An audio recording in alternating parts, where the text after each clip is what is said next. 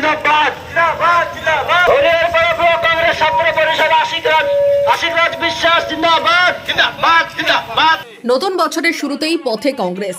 Hariharpara block Congress ও Hariharpara block ছাত্র পরিষদের প্রতিবাদ সমাবেশ হলো রবিবার। এদিন বিকেলে হরিহরপাড়া পুরনো ব্রিজ এলাকায় হয় সমাবেশে জেলা থেকে ব্লক কংগ্রেস ছাত্র পরিষদের নেতা কর্মীরা হাজির ছিলেন। কি ইস্যুতে এদিন পথে নামে কংগ্রেস? এসআইআর নাম করে যে এনআরসির যে একটা প্ররোচনা প্লাস পরিযায়ী শ্রমিকদের যে অনৈতিক হেনস্থা ব্লক কংগ্রেস এবং হরিহরপাড়া ব্লক ছাত্র পরিষদের নেতৃত্বে চলছে। ওয়াকফ আইন যেটা সেটা নিয়ে গোটা মুর্শিদাবাদ জেলা সহ রাজ্য জুড়ে এবং গোটা দেশব্যাপী এক বৃহত্তম আন্দোলন দেখা দিচ্ছে। তারপরেও দিদি কি বলছে, এখানে আন্দোলন করে ওয়াকফ নিয়ে আন্দোলন করতে গেলে দিল্লি গিয়ে করো। হরিহরপাড়া ব্লক ছাত্র পরিষদ কি বলছে, কেন পথে ছাত্র সমাজ?